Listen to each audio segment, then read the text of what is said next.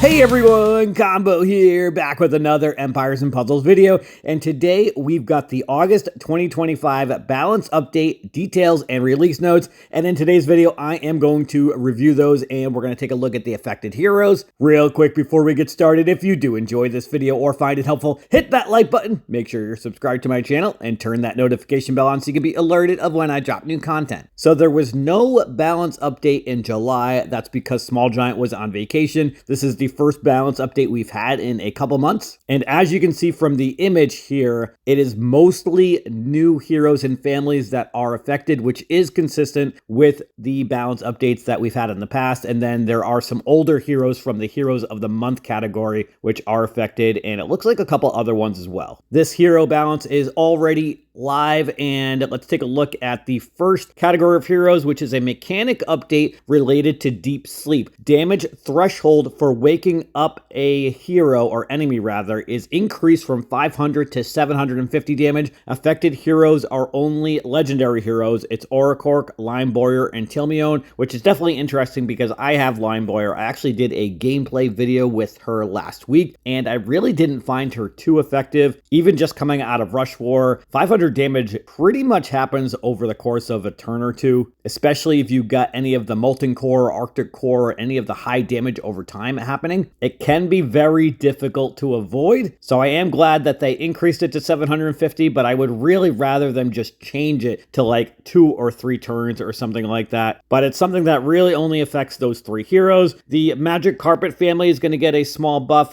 Zaza, their increased range of ailment transformation is going to change from just the caster to all allies. Alyssa gets a little bit of a buff here, where the increased range of ailment transformation goes from the caster and nearby allies to all allies. And then also her increased range of mana effect resist goes from the caster and nearby allies to all allies. Lando gets a direct damage increase from 400% to 450%. Those are for the legendary Magic Carpet heroes. And then also for Bertha, the increased range of element transportation goes from the caster to all allies. For the Astral Dwarf family, Pluth is finally getting a buff here, and honestly, not really sure if it's enough, but his direct damage is going to increase from 190% to 215%. The special skill now gives a mana generation ailment. This is new for him, so all enemies will receive minus 20% mana generation for 2 turns. So I'm glad that he got a buff, but I do wish that the new thing that they added to his special skill was a little bit more original, or maybe even removing mana maybe. Negative mana ailment can be annoying to deal with, but I just feel like it's not enough for this balance update buff that he's getting to make him more usable. I've had Pluth on my bench sitting at 1.1 for a couple months right now, and I don't think this is really enough for me to want to level him up, but for some of you it may be enough. Orker is getting a small buff. The delayed health boost is going to increase from 300 to 450, which I think was definitely needed because the 300 was definitely too low. Even 450 is too low, but I believe he's fast mana speed, so obviously that's an effect, or a factor rather, as well. Goose is getting a huge buff. He probably is getting the biggest buff out of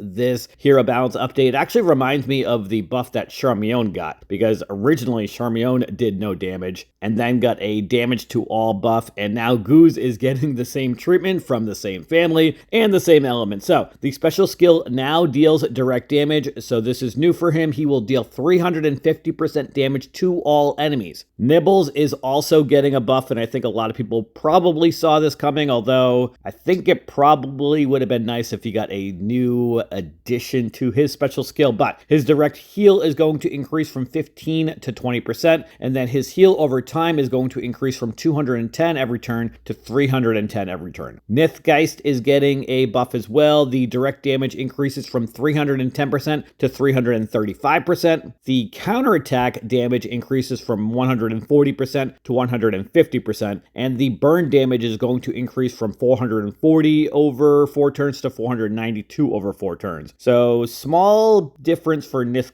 Zeitgeist there, not a huge difference. Lion Boyer's direct damage increases from 260% to 300%. So she actually kind of gets like 2 buffs between that and then the deep sleep mechanic changing for her. Salvatore gets a buff with the increased ghost damage going from 300% to 350%. Fimifang gets a special skill that is going to change, where the old version of it was cleanses all status ailments from the casters, or caster rather, and then the new version is safely cleanses all status ailments from the caster. So that basically prevents her from any type of sleep mechanic or having any moth dust turning into sleep, I mean. Obviously, it's going to have an effect on other portions of the game, but mostly the moth dust and having her fall asleep because of it getting cleansed from her special. I saw her on the list for the hero balance update, and I do have her. I'm actually about to finish maxing her, and then we'll be in the process of limit breaking her. I was hoping that this balance update was going to make it so that the cleanse went to all allies, and if it was a safely cleanse, then that would have been even better. Unfortunately, that is not the case. It is still just Fimifang cleansing themselves and doing it safely so that they don't get any of those after effects, which again, I think at this stage of the game right now is really the moth dust and the sleep, which has the biggest effect. All right, next up, we've got, also there's Sneferu's costume's direct damage is going to increase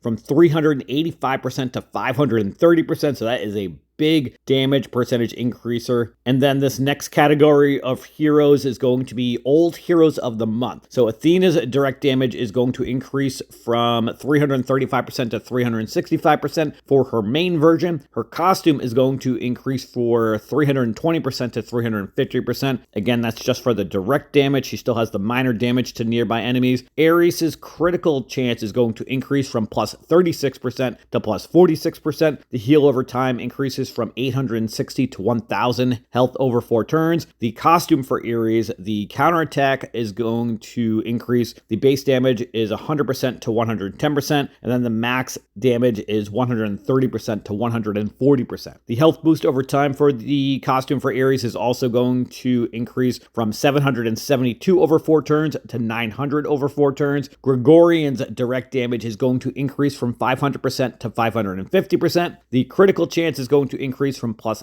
30% to plus 35%. That's for his main version. For his costume, his direct damage increases from 485% to 535%, and the critical chance increases from plus 40 to plus 45%. Drake Fong's direct damage is going to increase from 300% to 330%. His costume is going to increase from 270% to 300%. Devana's direct damage is going to increase from 285% to 315%. Chakazarot's direct damage is going to increase from 265% to 295%. Clarence direct damage is going to increase from 270% to 300%. The water damage is going to increase from X, I don't know what that actually is, to 400 damage over 5 turns. And I just went and looked that up. It's because it's actually changed a couple times for that water damage. It was originally 210 and then went up to 325.